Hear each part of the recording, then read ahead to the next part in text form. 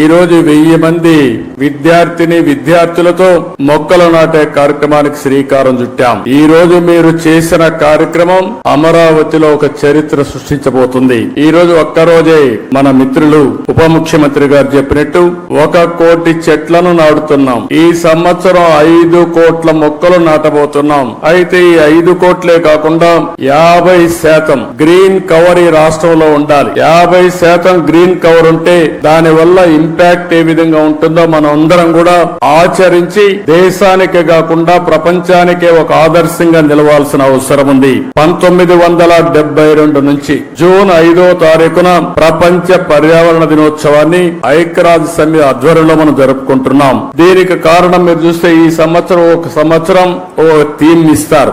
End plastic pollution. Plastic pollution ని పూర్తిగా దీన్ని కంట్రోల్ చేయాలి. దీనికి ఏ విధంగా రీసైకిల్ లో ఇవన్నీ ఉపయోగించాలి అనే విషయంలో అవగాహన పెంచడానికి తీసుకున్నాం. మన రాష్ట్రానికి మనం ఒక్కసారి వస్తే 37,421 చదరపు కిలోమీటర్ల అడవులు ఉన్నాయి. ఇది మొత్తం విస్తీర్ణం 22.96%. ఈ రోజు మన రాష్ట్రానికి ఒక పెద్ద అడ్వాంటేజ్ ఏంటంటే అడవుల్లో చెట్లు ఉండడమే కాకుండా రాయలసీమలో నల్లమలై ఫారెస్ట్ ఉంది. అదే రాయలసీమలో హార్టికల్చర్ పెద్ద ఎత్తున అభివృద్ధి అవుతా ఉంది. ఎప్పుడైతే హార్టికల్చర్ బాగా అభివృద్ధి అయ్యే కొందికి ప్లెయిన్ ఏరియాలో కూడా చెట్లు వస్తున్నాయి. దీని వల్ల గ్రీన్ కవర్ పెద్ద ఎత్తున పెరిగింది. దీనికి ఉదాహరణగా మీరు చూస్తే ఈ రోజు రాష్ట్రంలో 30.05% గ్రీన్ కవర్ ఉండే రాష్ట్రం ఉంది. దీన్ని 50% తీసుకుపోవాలనేది మనందరి లక్ష్యం.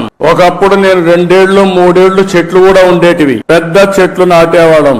ఒకప్పుడు కాంగ్రెస్ పరిపాలనలో మీరు ఒకసారి చూస్తే చెట్లు నాటడం అంటే వాళ్ళకి అవగాహన ఉండేది కాదు.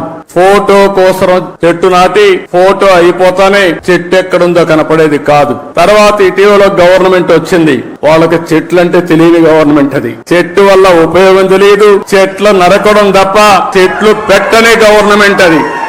ఎక్కడన్నా ముఖ్యమంత్రి హెలికాప్టర్ లో పోతా ఉంటే కింద నుండే చెట్లన్నీ ఎగిరిపోతాయి. ఈ రోజు నేను వస్తున్నా, మా ఉప ముఖ్యమంత్రి వస్తున్నాడు. ఎక్కడైనా ఒక్క చెట్టు నరుకుతున్నావా తమ్ముళ్ళు చెల్లెమ్మలు మీరే చెప్పమని మిమ్మల్ని అందరూ అడుగుతున్నా.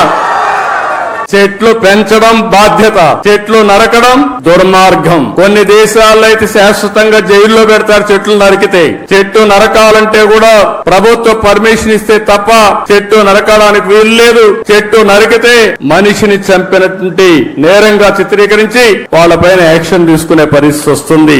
అందుకే నేను మిమ్మల్ని ఒకటే కోరుతున్నాం, 4-5 సంవత్సరాల్లో మన రాష్ట్రం కనీసం 30